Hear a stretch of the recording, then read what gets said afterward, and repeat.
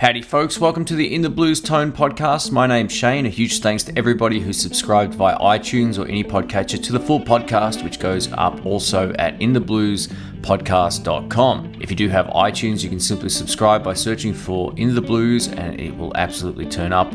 Also check the description of the video if you are watching on YouTube. 2016's almost a wrap. This year has gone so fast. So I wanted to firstly thank all the subscribers on YouTube, anyone who supports me on Facebook, Twitter, Instagram, all that kind of stuff. My Instagram's a little bit different. I kind of chuck up some personal stuff on there. Nothing too personal, but pictures of the beach and guitars. Whereas my Facebook page, I guess, is more geared towards the gear, which is understandable. It's up to about 7,000 people now. So thanks to everyone who supports that, as well as the In the Blues Tone shop. Can't thank you enough. It's helped me get through this year without having to beg for money through other means, so I absolutely appreciate that. Now, the first thing I want to have a chat about is replacing speakers in a Hot Rod Deluxe or Blues Deluxe or any of these amplifiers that have a single 12. Now, the process is a lot easier than you might think. A lot of people ask me, do they need to drain the caps? Do they need to rebias the amp afterwards? What's the easiest way of getting the speaker in and out? All that kind of stuff. So I thought I'd go through what I know about the Blues Deluxe. My friend Brian has this process down to about 8 minutes. He can swap speakers out extremely fast in his amps now.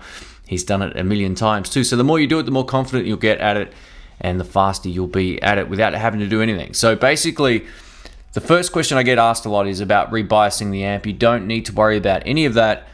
All you're doing is replacing the speaker. As long as the terminals, you make note of which terminal is going where. If they're not color-coded, red is always positive, and the black one is the negative, or it might be white. So just make note of where they are on the speaker. If they're not actually labeled, put a little dash on the negative or put a little dash on the positive, whatever you think is easier to remember for yourself.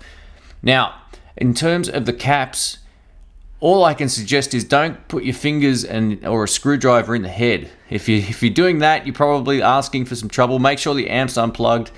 If it was plugged in, turn it on and unplug it. That's a good way of draining the caps.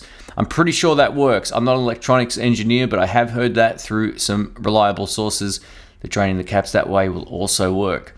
That said, it's not essential. So you're just basically replacing the speaker. You take the head out, you put it aside, replace the speaker, put the head back. You don't need to mess with any of that stuff, so don't stress. It's a nice, simple process. With most of the Fender amps, you basically are unscrewing the back, the whole back. So generally the screws are on the side of the amplifiers. Same with Blues Juniors as well. They're very, very easy amps to take apart. There's one thing to take note of though. There is some shielding across one of the sections of the amplifier. Just make sure you don't go like messing with that or tear it or pull it up off where it's stuck down to. Just be careful putting it back in, that it doesn't it looks like aluminium foil or aluminum foil depending on where you're from. So basically, if you see that, just make sure you don't tear or rip that and just put it back in where it was. You put the screws in loosely, get the chassis back in and you're good to go. So you don't need to worry about any of that stuff. Now, I try my best to explain to people how the sound of these particular speakers work in the amps that I have and in the amps that I've heard. I recently had a guy on YouTube ask me my opinions on what I think of a Texas Heat speaker in the Blues Deluxe, and I said to him, I think it's a great sound, it's nice and fat. Keep this in mind too, that everybody likes different things and each and every one of us has different ears when it comes to tone. So I got asked on YouTube, what do I think about a Texas Heat speaker in a Blues Deluxe? And I said it's a great combo. I had a chance to do a shootout speaker video recently on that as well, so go check that out if you like what you hear. That's what it sounds like, and that's what it sounds like. Unfortunately though, when this guy got one, he found it to be too bassy even with the bass on 0. So, it's a little bit hit and miss. I love it. I don't think it's too bassy. Blues Deluxe amps are extremely bassy though, they are. They've got lots of low end. So Brian and I he's got a Celestion Creamback. He leaves his bass all the way down. And that's perfect for him, but lucky it doesn't have to go further than 0. So just have a twiddle with the EQ, have a play with the EQ, make sure that you adjust the mids and tops and try to get something out of it that works. Any speaker replacement generally, when it comes to those Fender amps, will be an upgrade. And I'm talking about those Fender Eminence speakers. Just replace it with anything else and you should be good to go. I always think that it's going to take probably 1 or 2 speaker attempts to find the one that really works for you and the sound you're looking for. I always say to people when they ask me, what amp do you like better out of this and that? I'm like, which one do you like better?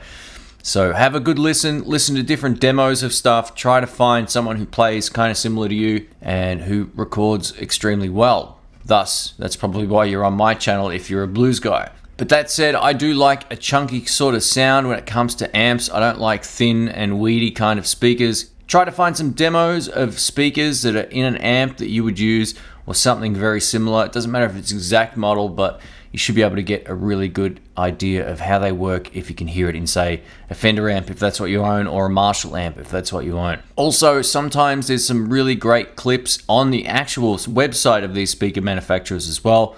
That's what I use to basically sway me to get the Swamp Thing, and also the Texas Heat, as well as some online videos as well. Let me know your thoughts on swapping out speakers in amps and any results you've had, both positive and negative, by doing so. For me now, it's come down to two speakers which I really like. I love the Eminence Swamp Thing. I love the Eminence Texas Heat.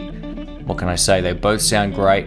I'm almost starting to sway towards the Texas Heat a little more lately. I really dig it. Maybe it's just the great tones of the Bandit.